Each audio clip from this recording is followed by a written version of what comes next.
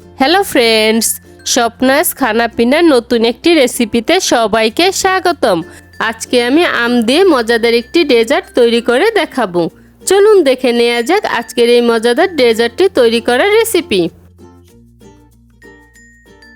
আমের এই মজাদার ডেজার্টটি তৈরি করার জন্য এখানে আমি আধা কাপ পোলাওর চাল নিয়েছি, আর এই চালটাকে আমি 10 মিনিট জলে ভিজে চালটা ভালো করে ধুয়ে নিয়েছি।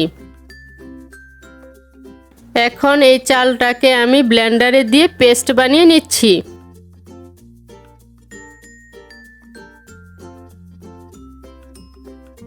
চালটাকে আমি খুব বেশি মিহি পেস্ট করিনি, এটাকে আমি আধা ভাঙ্গা করে নিয়েছি।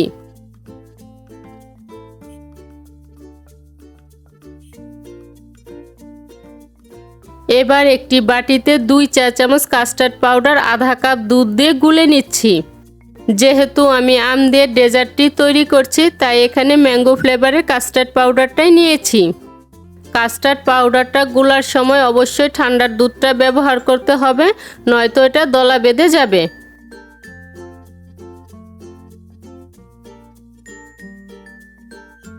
এবার চুলাতে প্যান বসিয়ে আধা লিটার দুধ ও তৈরি করে রাখা চালের পেস্ট দিয়ে এটাকে আমি জাল করে নিচ্ছি।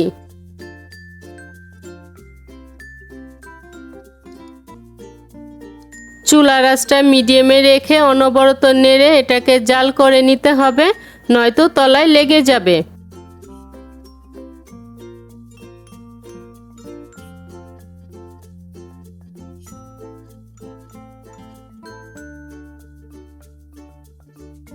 পাঁচ মিনিট জাল করে নেওয়ার পর দুধটা ঘন হয়ে এসেছে এবং চালটাও সিদ্ধ হয়ে গিয়েছে। এখন এর মধ্যে স্বাদ মতো চিনি দিয়ে আবার ওইটাকে জাল করে নিচ্ছি।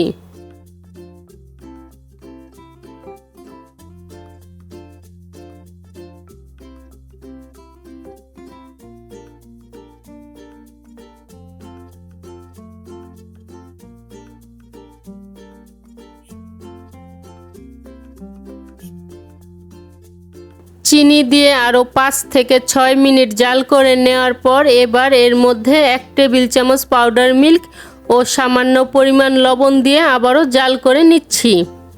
যে কোনো মিষ্টি খাবারে সামান্য পরিমাণ লবণ দিলে খাবারের স্বাদটা আরও বেড়ে যায়।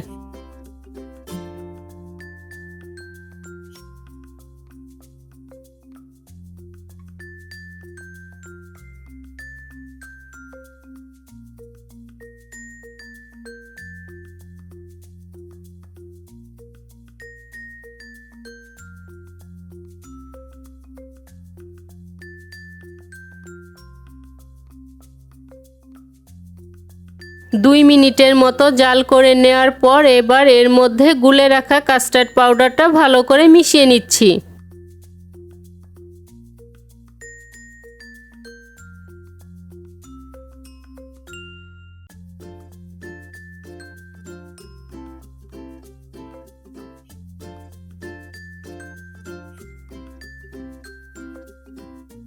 কাস্টার্ড পাউডারটা দিয়ে প্রায় 2 মিনিটের মতো জাল করে নেওয়ার পর মিশ্রণটা অনেকটা ঘন হয়ে গিয়েছে। এখন এটাকে আমি নামিয়ে ঠান্ডা করে নিচ্ছি।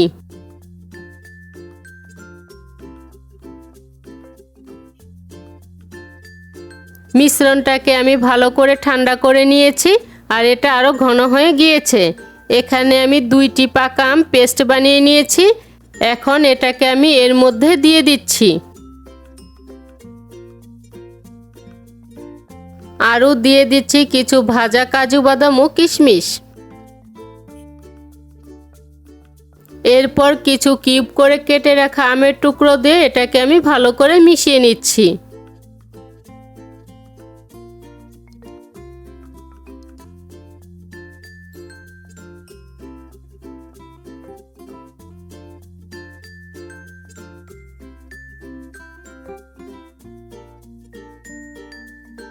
এখন এই ডেজার্টটি আমি আমার পছন্দ মতো ডিশে ঢেলে 1 ঘন্টার জন্য নর্মাল ফ্রিজে রেখে ঠান্ডা করে নিচ্ছি।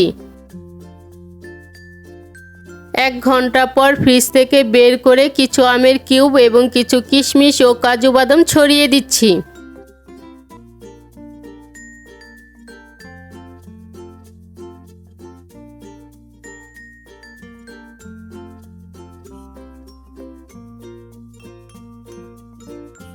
ব্যাস তৈরি হয়ে গিয়েছে আম দিয়ে মজাদার ডেজার্ট। আজকের এই মজাদার ডেজার্টের রেসিপিটি যদি ভালো লেগে থাকে তাহলে স্বপ্নাস খানাপিনা চ্যানেলটি সাবস্ক্রাইব করে পাশে থাকা বেল আইকনে প্রেস করতে ভুলবেন না। আজকের মতো এখানেই বিদায় নিচ্ছি। দেখা হচ্ছে পরবর্তী নতুন কোনো রেসিপিতে।